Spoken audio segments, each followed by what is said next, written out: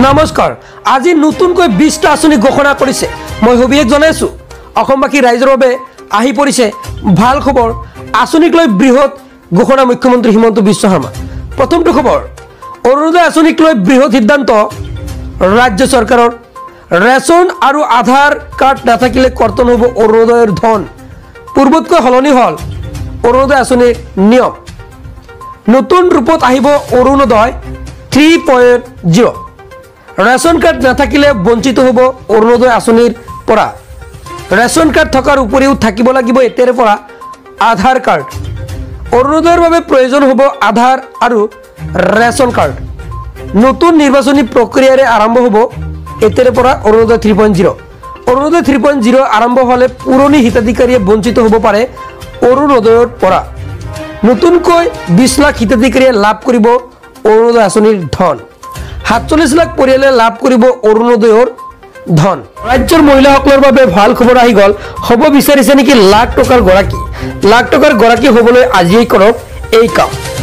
ফলমূলৰ দোকান শাক-পাচলিৰ দোকানেৰে স্বাৱলম্বী হওক আপুনি লাখপতি হ'বলৈ এতিয়া আৰু চিন্তা কৰিব নালাগে ঘৰতে থাকি লাভ কৰিব স্বাৱলম্বিতাৰ পথ ঘৰৰ পৰাই কৰক আবেদন পৰৱৰ 10 তাৰিখে লাখ লাখ লোকৰ একাউণ্টত সোমাব ধন কোনে কোনে লাভ কৰিব ধন চাওক অৰুণোদয় আঁচনি লাখ লাখ হিতাধিকাৰীৰ একাউণ্টত জমা হ'ব 1250 টকাকৈ হয় অৰুণোদয় আঁচনিৰ বাবে কিন্তু 1250 টকা অহা মাহৰ পৰা সোমাব তাৰ লগতে বৃদ্ধ পেঞ্চন আঁচনিৰো ধন সোমাব তাৰ লগতে বিধৱা পেঞ্চন আঁচনিৰো ধন জমা হ'ব একাউণ্ট যোগে প্ৰতি মাহৰ 10 তাৰিখে হিতাধিকাৰীৰ একাউণ্টত ধন সোমোৱাটো নিশ্চিত কৰিছে চৰকাৰে হয় 10 তাৰিখ হৈছে পেঞ্চন আৰু অৰুণোদয়ৰ দিন আৰু প্ৰতি মাহৰ 10 তাৰিখ দিনে যেহেতু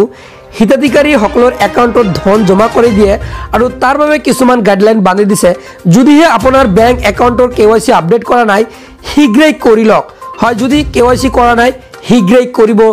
লাগিব যদি আপুনি অহা মাহত টকা পাব বিচাৰিছে তেন্তে এতিয়াই এই কেটা আপুনি কাম কৰি লওক কিয়নো কেৱাইচি যদি নকৰে তেন্তে লাভ নকৰিব টকা আধাৰ কাৰ্ডৰ সৈতে লিংক কৰক বেংক একাউণ্ট পান কাৰ্ড আধাৰ কাৰ্ড দুয়োটা নম্বৰৰ সৈতে লিংক কৰিব লাগিব বেংকৰ একাউণ্ট নম্বৰ হয় আপুনি অতি শীঘ্ৰেই বেংকত গৈ এইসমূহ কাম কৰি লওক কিয়নো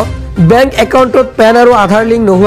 হোৱাৰ পিছতহে আপোনালৈ OTP আহিব আৰু ইয়াৰ পিছতে আপুনি নিশ্চিত হ'ব যে একাউণ্টত খবৰ বিনামূলীয়া বিদ্যুৎক লৈ মুখ্যমন্ত্ৰী ডাঙৰ ঘোষণা প্ৰধানমন্ত্ৰী সূৰ্যঘৰ বিজুলী যোজনাৰ অধীনত লাভ কৰিব বিনামূলীয়া বিদ্যুৎ সেৱা প্ৰতিটো ঘৰৰ ছাদত লগোৱা হ'ব সোলাৰ পেনেল লগাবলৈ চৰকাৰে দিব 1,30,000 টকাৰ ৰাজহ সাহায্য যাৰ জৰিয়তে উৎপাদন কৰিব পাৰিব বিদ্যুৎ ইতিমধ্যে 2 লাখ লোকে বিনামূলীয়া বিদ্যুৎৰ বাবে কৰিছে আবেদন হয় যদি আপুনি আবেদন কৰা নাই তেনে ক্ষেত্ৰত বিনামূলীয়া বিদ্যুৎৰ বাবে শীঘ্ৰেই আবেদন কৰক এই সোলাৰ পেনেল লগোৱাৰ পিছতহে ৰাহি হ'ব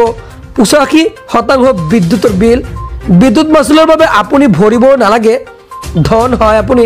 বিদ্যুৎ মাচুলৰ বাবে ধন ভৰিব নালাগে